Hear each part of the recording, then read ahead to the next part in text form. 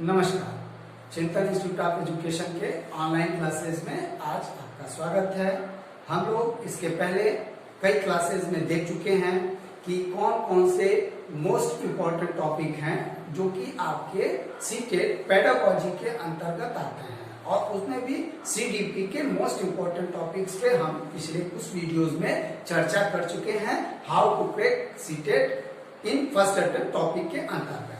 बीच में बच्चों ने कहा कि सर आपने कहा था कि थर्ड पार्ट भी बनाएंगे, तो थर्ड पार्ट को चूंकि इतने लोगों में से बीच में चुना, आज जो थर्ड पार्ट को इसको समझिए, उसको इसलिए किया जा रहा है क्योंकि ये वो टॉपिक्स है कि जिनको कि कई एग्जाम्स में वो आता है। आपके साइकोलॉजी के अंतर्गत कुछ अदर स्टेट के एंट्रेंस एग्जाम में आता है, टेट परीक्षाओं में आता है, तो पूरे साइकोलॉजी में कुछ मेन टॉपिक्स को हम लोग गैदर करते हुए कुछ पॉइंट्स पे हम लोग क्या करेंगे, आज बताएंगे कि ये कौन कौन से पॉइंट्स हैं जो लगभग मैक्सिमम एग्जाम में आता है और सीटेट पेडागोजी में तो श्योर आता है। और ये अगर टोटल काउंटिंग कर दिया जाए टॉपिक्स को तो ये मिला जुलाकर लगभग 15-17 क्वेश्चन को कवर करता है। या कहा जाए अगर पूरी पेडागोजी को देख लिया जाए, जैसे आपके चौमस्की हैं, भाषा अर्जन में है, सीडीपी में भी है, लैंग्वेज में भी आता है, तो ये वो मोस्ट इंपॉर्टेंट टॉपिक्स हैं जो बहुत ज्यादा नंबर्स को कवर करते हैं। और इनमें आज का जो मेरा लेक्चर होगा वह इस बिंदु पर केंद्रित होगा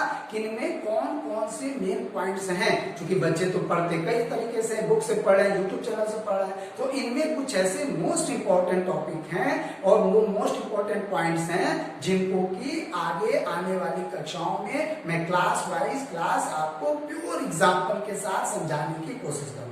आज का जो मेरा लेक्चर है वो इस बात पे केंद्रित होगा कि वह ये झलकियां एक तरह से कि आने वाले वीडियोस को जो हमारा 7 और 8 बजे के बीच हमारे सारे वीडियोस आ जाते हैं ऑनलाइन क्लासेस के माध्यम से, तो इसलिए आप क्या करिए, उनको एकदम सब्सक्राइब करके लगातार देखते रहिए। तो आइए हम लोग देखते हैं, पहले उस प्रश्न का जवाब दे कि ये वो टॉपिक्स कौन कौन से हैं जो किन किन परीक्षाओं में पूछे जाते हैं। तो जैसे हमने लिख दिया सीटेट मोस्ट इंपॉर्टेंट टॉपिक आपका, उसमें ये डीएसएसबी के एग्जाम में बहुत काम आता है, आपका बीएड के आपके रेगुलर क्लासेस में और एंट्रेंस एग्जाम्स वगैरह में भी आता है, बीटीसी के रेगुलर क्लासेस में काम आता है, आपका रीट के जैसे एग्जाम आपके वहां पे भी काम आता है, और डीएड के रेगुलर क्लासेस में भी ये बहुत इंपॉर्टेंट टॉपिक्स हैं और ये पॉइंट्स तो बहुत ज्यादा इंपॉर्टेंट है। तो आज हम केवल पॉइंट्स पे चर्चा करेंगे कि ये कौन कौन से बिंदु हैं जो अक्सर पूछे जाते हैं, और इसके बाद के वीडियोस में मैं टोटल साइकोलॉजी और पेडागोजी को लेते हुए एक एक टॉपिक को आपका प्रयास करूंगा कि डेली कुछ न कुछ पॉइंट्स को प्योर एग्जाम्पल के साथ बहुत ज्यादा लेंदी वे में नहीं और समझ में आनी चाहिए। क्योंकि सीटेट जो क्वेश्चन पूछता है वो पूरी तरह से कैसे पूछता है, एप्लीकेशन बेस्ड पूछता है। तो यहाँ पे आपको कुछ पॉइंट्स के रूप में याद करने में मदद करेगा जो कि टेट के लेवल पे पूछा जाता है, लेकिन इसके आने वाले वीडियोस में मैं उन्हें पूरे एग्जाम्पल के साथ क्लियर करूंगा और कुछ पॉइंट्स को यहाँ पर आपके एग्जाम्पल से उसे भी बताने की कोशिश करूंगा। पहले आज केवल चर्चा हो जाए किन बिंदुओं पर कि कौन कौन से मोस्ट इंपॉर्टेंट इंडिविजुअल साइकोलॉजिस्ट इस तरह से हैं जिनकी इंडिविजुअल थ्योरी जो है अक्सर पूछी जाती है। तो आइए स्टार्ट किया जाए। उनमें कुछ मेन लोग हैं, जैसे आपका जीन पियाजे का संज्ञानात्मक विकास सिद्धांत, आपका कॉग्निटिव डेवलपमेंट थ्योरी जीन पियाजे का बहुत ज्यादा पूछा जाता है। तो जीन पियाजे के सिद्धांत को पढ़ाने के लिए मुझे बहुत अच्छा समय आपको देना पड़ेगा। आप आने वाले समय में इन मेन पॉइंट्स पे हम चर्चा करेंगे। दूसरा सिद्धांत कौन सा है, पहले समरी के रूप में देख लेते हैं। फिर वाइगोट्स्की का सामाजिक सांस्कृतिक सिद्धांत, सोशल कल्चरल थ्योरी, जो आपका लेव वाइगोट्स्की का पूछा जाता है। देखिए कभी कभी क्या है कि इन क्वेश्चन को लगाते समय पेडागोजी में बच्चे कहते हैं ना बड़ा अबूझ पहली सा लगता है। मैं अभी यहाँ पे चर्चा करूंगा उन पॉइंट्स में कि जैसे लेव वाइगोट्स्की पे पूछा जाता है और जीन पियाजे से कंपैरिजन कराया जाता है। कहता है कि एक को दे देता है कि ये कहते हैं कि पहले तो लैंग्वेज आया कि तब लर्निंग सीखा, इनके अनुसार वाइगोट्स्की के अनुसार कि पहले लैंग्वेज हुआ तब डेवलपमेंट हुआ, तो बड़ी अबूझ पहली सी लगती है। तो आपके मदद के लिए इसी वीडियो में मैंने सूत्र के माध्यम से आपको बताया, आने वाले समय में कभी भी आप कंफ्यूजन उस तरीके से नहीं करेंगे, केवल उस पॉइंट को पकड़ लीजिएगा। और इसी चीज को एक्सप्लेन जब मैं वाइगोट्स्की, चोम्स्की, कोहेलबर्ग को पढ़ाऊंगा प्योर एग्जाम्पल मेथड से, तो आप एकदम आसानी से कहीं आप जाएंगे ही नहीं और आसानी से समझेंगे, लेकिन उसके लिए आपको हमारे चैनल को सब्सक्राइब करना होगा। तो फिर आपका वाइगॉट्स्की का सामाजिक सांस्कृतिक सिद्धांत पूछा जाता है, ये मोस्ट इंपोर्टेंट पॉइंट्स में है। उसके बाद आपका नॉम चोम्स्की का भाषा विकास का सिद्धांत अक्सर आता है।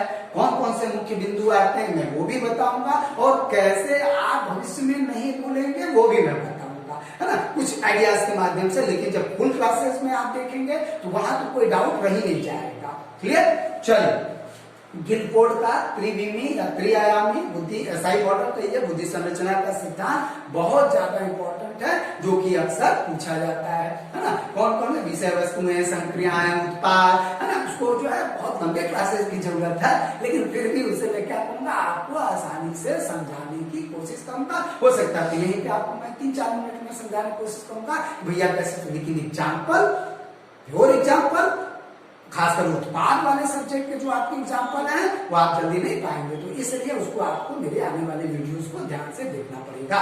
उसके बाद जो अगला इंपॉर्टेंट टॉपिक है आपका ब्रूनर का संज्ञानात्मक विकास सिद्धांत, इसमें ये भी आता है, इनका अनुभवजन्य सिद्धांत कुछ लोग कहते हैं। तो क्या है, इनके भी सिद्धांत बहुत ज्यादा इंपॉर्टेंट है, उनको भी याद करने का छोटा सा तरीका बताऊंगा जो कि टेट के लेवल पे काम करेगा, लेकिन इनका प्रयोग कहाँ होता है, that is a part of A pedagogy. तो पेडागोजी के अंतर्गत इनको मैं एग्जाम्पल से, जब लेक्चर चलेगा उनका जेरोम ब्रूनर का, तो फिर मैं वहां पर समझाने की कोशिश करूंगा।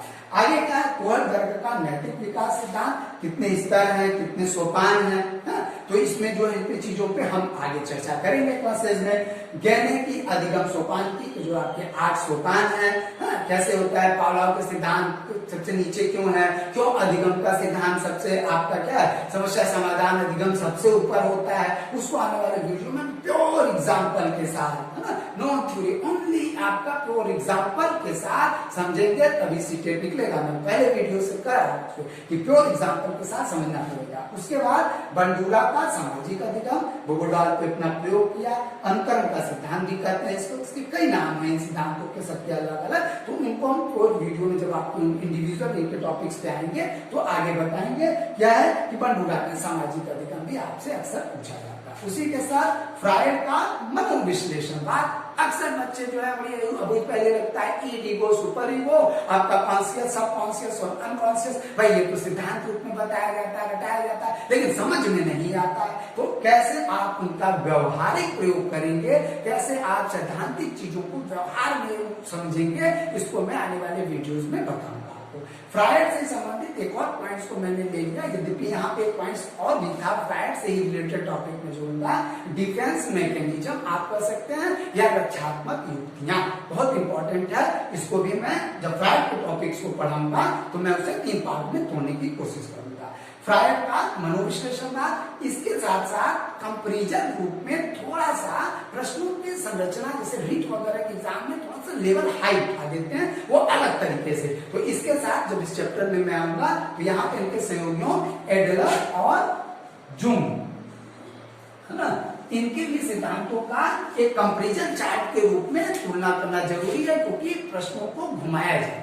तो आपको समझना पड़ेगा फ्रायड का मनोविश्लेषणवाद आपका, उसमें खास करके ego, super ego, conscious, subconscious, unconscious, और उसके बाद फ्रायड का मनोलैंगिक विकास सिद्धांत, ये भी पूछा जाता है। जैसे आपकी सुविधा के लिए मैंने एक छोटा सा सूत्र बनाया हुआ है, उसको आप याद करिएगा, OAPLG, है ना। तो आपका क्या है, oral stage, anal stage, phallic stage, latency stage and genital stage. इसको मैं एग्जाम्पल के साथ कौन कौन सी एज है, क्या क्या अवस्थाएं आती हैं, क्या क्या, उसको पूरा एग्जाम्पल के साथ समझाऊंगा। फिर मैंने एक और टॉपिक को मोस्ट इंपोर्टेंट टॉपिक में जगह दी है, ये पार्ट 3 है एक तरह से। आप इसके पहले के वीडियो में मैंने बहुत से पॉइंट्स को उसको सेलेक्ट किया है, अब उन टॉपिक्स को पढ़ाना हम चालू करेंगे। मैस्लो का मान सिद्धांत मैंने इसमें विषय जगह दिया है, क्योंकि ये अक्सर आता है, उसको भी आपको याद करने के लिए एक सुगम तरीका बनाया है कि दै, शु, शा, स्व, आत्मा। दैहिक मांगे, सुरक्षात्मक मांगे, सामाजिक मांगे, स्व सम्मान मांगे और आत्म सिद्धि मांगे। आत्म सिद्धि और स्व सम्मान पे आजकल सब्जेक्ट वाले क्या है, और एप्लीकेशन वाले क्वेश्चंस दे रहे हैं, इसलिए आपको बहुत ध्यान से उस वीडियो को देखना होगा। यहाँ मैं आपकी सुविधा के अनुसार याद करने के लिए बना दूंगा। आइए अब हम लोग देखते हैं कि किन किन पॉइंट्स पे अक्सर सीटेट को हमको फोकस करना, और सीटेट फोकस करता है। क्या है कि आपका स्टेजेस आपका पूछता है अक्सर, तो उसमें 4 स्टेजेस, उसमें भी आपको याद करने के लिए मैंने एक तरीका बनाया, एसएमएस पॉज, है ना, पॉज, ये आपका सॉरी एसएमएस पॉज, आप पॉज और तब फॉस आपका, है ना, sensory motor stage, pre operational stage, complete operational stage and formal operational stage के अंतर्गत आता है। कौन कौन सी एज है, सीटेट वगैरह प्राय इसी के इर्द गिर्द रहते हैं। तो आपकी सुविधा अनुसार मैंने याद कर लिया, 0 to 2, 2 to 7 ईयर, 7 to 11 और 11 to 15 ईयर को पूछा जाता है। कभी कभी पूछ दिया जाता है कि ये वाला किसके अंतर्गत आता है, तो इसको भी 2 पार्ट में बांटते हैं, प्री कंसेप्चुअल स्टेज में और दूसरा 4 to 7 इंट्यूटिव स्टेज में हम लोग बांटते हैं। क्या है ये, इसका क्या मतलब है, ये आने वाले वीडियोस में हम देखेंगे। अब जिन पियाजे के जो मोस्ट इंपॉर्टेंट टॉपिक्स हैं, मेरा पूरा लेक्चर जो अगला मतलब आएगा वो इन बिंदुओं पर केंद्रित होगा। क्या स्कीमा और स्कीम्स पूछा जाता है कि स्कीमा क्या होता है, स्कीम क्या होता है, बड़ी प्रोसेस कॉन्सेप्ट आता है। तो इसको हम लोग आने वाले वीडियोस में समझेंगे कि स्कीमा क्या होता है और स्कीम्स क्या होता है, बहुत ज्यादा पूछा जाता है। ठीक है, चलिए उसके बाद ऑर्गेनाइजेशन जिन पियाजे ने उस पर क्या कहा उसके बारे में, एडॉप्टेशन आपका क्या है, उसी प्रकार एसिमिलेशन आपका क्या है, आत्मसातीकरण, और उसके बाद एकोमोडेशन आपका क्या है, उसके बाद इक्विलिब्रेशन क्या है ना, इक्विलिब्रियम में भी इसके अंतर्गत आता है, दोनों कॉन्सेप्ट में अंतर है, समझना पड़ेगा।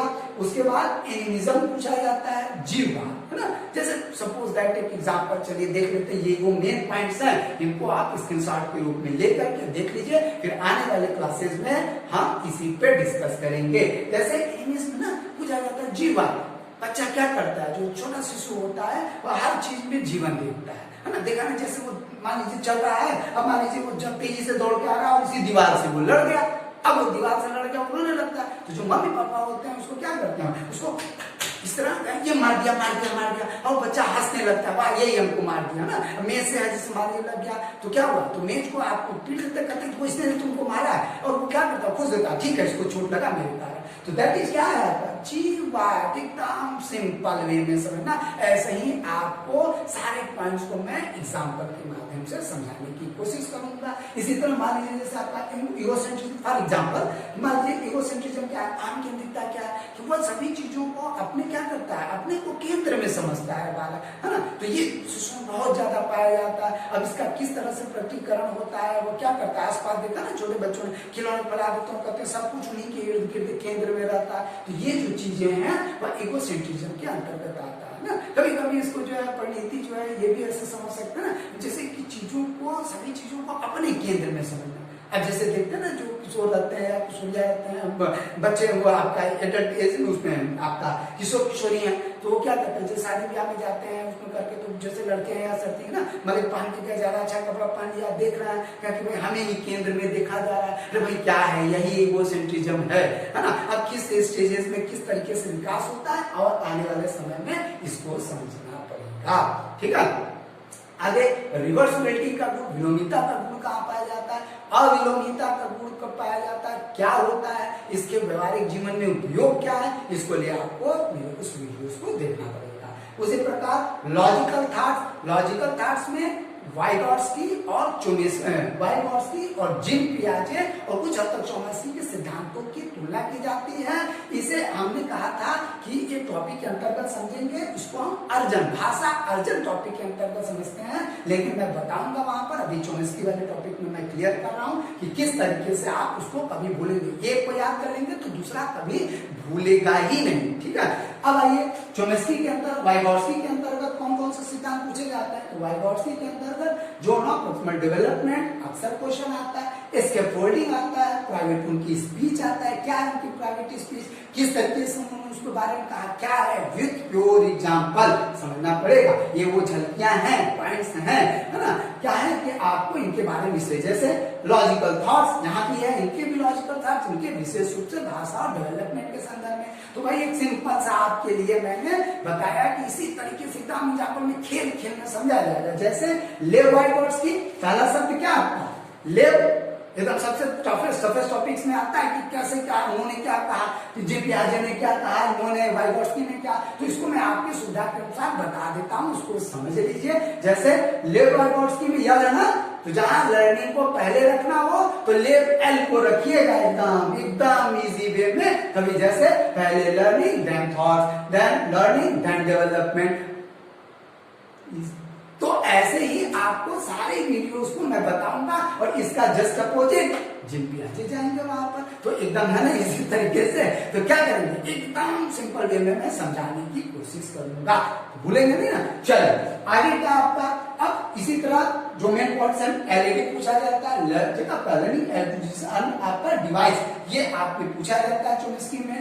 जनरेटिव ग्रामर उनका पूछा जाता है, क्या है, जन्मजात अर्जन, है ना, और उसके साथ यूनिवर्सल ग्रामर का कॉन्सेप्ट जिनके चोम्स्की में आपका नॉन चोम्स्की में अक्सर पूछा जाता है। तो इसको भी याद करने का आपके लिए इसी वीडियो में, यद्यपि मैं पढ़ा नहीं रहा हूं लेकिन चलो बता रहे हैं तो बता ही देते हैं। क्या है आपका कि जैसे सिंपल च है ना, च छ ज झ, देखा ना एक वर्ग में आते हैं ना, तो च याद कर लीजिए चोम्स्की, और ज जनरेटिव ग्रामर, ज जन्मजात। जहां जन्मजात शब्द की बात है कि जन्मजात विकास के लेकर के आता है भाषा का, सबसे ज्यादा बार पूछा हुआ क्वेश्चन है कि कौन मानता है जन्मजात, तो भैया चोम्स्की मानते हैं। मैक्सिमम टेट तो लगभग यही क्वेश्चन आसपास इनके ऊपर पूछता है। लेकिन क्या क्या है, तो च छ ज ज जनरेटिव आपका जन्मजात याद हो जाएगा ना, ठीक है, एकदम याद करिए कि कोशिश बहुत रखना नहीं है साइकोलॉजी में और पेडागोजी में, एकदम प्योर एग्जांपल में हम लोग देखने की कोशिश करेंगे।